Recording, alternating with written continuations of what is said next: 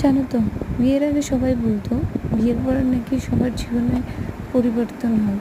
সত্যি তাই, জীবনটা একদম পরিবর্তন হয়ে যায়। আগের মতো আর সকালবেলা উঠে টিউশন করতে যেতাম না। বিয়ের আগে শুনতাম বিয়ের পর নাকি মেয়েদের জীবন একদমই চেঞ্জ হয়ে যায়। কথাটা সত্যি এখন বুঝতে পারছি। বিয়ের পরে মেয়েদের জীবন সত্যি অনেকটা পরিবর্তন হয়ে যায়। আর আগের জীবনের মতো কিছুই থাকে না, টোটালি পরিবর্তন হয়ে যায়। গুড মর্নিং সবাইকে।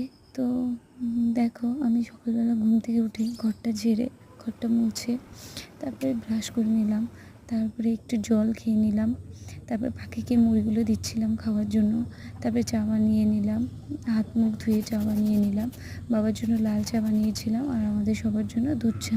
তারপরে আমি চা খেয়ে একটা গাছ, আমি যে গাছটা নিজের ঘরে রাখি সেই গাছটাতে জল দিয়ে তারপরে বিছানাটা গুছিয়ে নিলাম।